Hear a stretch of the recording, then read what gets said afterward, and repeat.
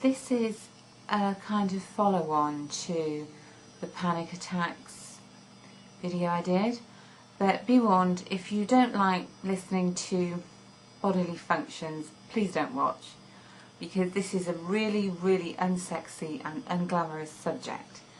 But to me, it's almost nailed me to the floor worse than a social phobia and panic attacks, and it is directly linked to them. It's linked to stress in my case. Now, it's called irritable bowel syndrome, which I'm going to call IBS because it's not such a mouthful.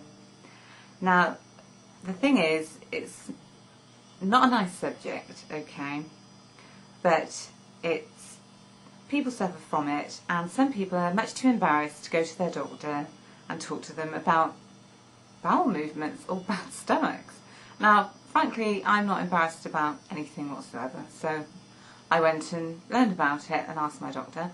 Now, people might come on and type in about panic, and they might think that they've got the same sort of symptoms and want to check them out, or just realise that they're not on their own, and that's my only concern. It's not even a hope. I don't really, I'm not expecting to do anything on YouTube that's interesting or exciting. It's just telling the things that I've got wrong with me, and people might watch and think, so have I, that's what I've got.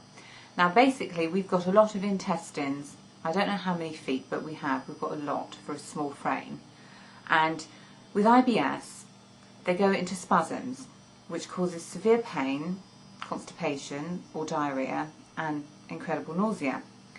So when you have a really bad attack of IBS, you basically can't go anywhere unless there's a toilet there. A friend of mine actually fitted out a camper van and put a toilet in himself because he had to be able to reach a toilet. Now, if you suffer from severe stress or panic attacks, and you suffer also from stomach problems, it's really possible that you have got IBS. In fact, an aunt of mine suffered for a while, and she was terribly worried. She thought she had bowel cancer. And when she spoke to me about it, because she knew that I was forever whining about my bad stomach, she, sorry, I do whine about my bad stomach. I haven't started yet, but I will. She went to the doctor and mentioned the same symptoms as me, and he said, you've got irritable bowel syndrome. You can get tablets that will ease the spasms, but you can also get tablets to help with the nausea. But you really can't do anything about the bodily need to being close to a toilet. So that is something which can really stop your movements, not toilet movements, just general movements around the countryside, or in aircraft, or travelling, or in a car, you know, because you have to say to somebody, I really need the toilet, can you find a service station or something? So that's all I want to say. If you are really, you know, stressed, panicky, and you feel sick, your stomach aches, I mean, it's been, for me, I've been in agony with it. I've been writhing with a hot water bottle, not able to put myself anywhere that would help. I was given codeine for it, and also for, you know, diarrhea. The only thing I found really helps is, I don't know, because of all this rubbish going on about advertising on YouTube, whether I should mention it, but it is a thick pink medicine that tastes like absolute crap, and you probably know what I'm talking about.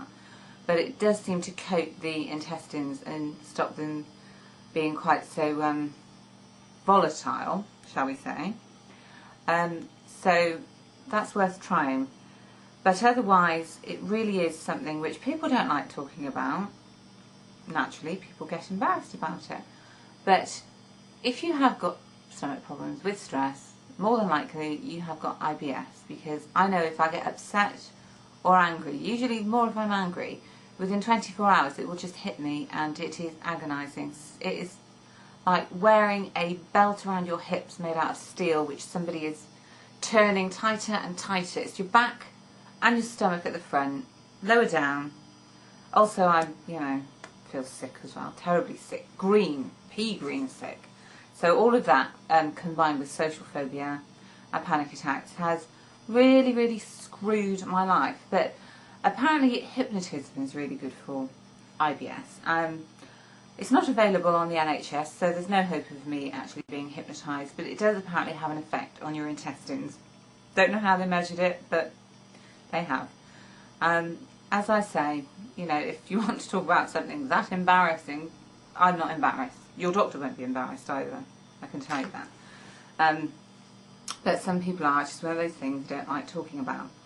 So just message me if you want. That's really my only goal on YouTube. I'm amazed and flattered when people subscribe to me, but I don't want people to subscribe to me just because I subscribe to them, because I'm not entertaining and I'm not witty and I'm not, you know, particularly informative. I'm just talking about problems that people might have. So that's my only hope, is maybe somebody will see a video, touches the chord in them, they know other people suffer from it, and they can talk to me if they want to. And so, for that incredibly embarrassing little speech that I did, just, you know, talk to me if you want to, and don't worry about it.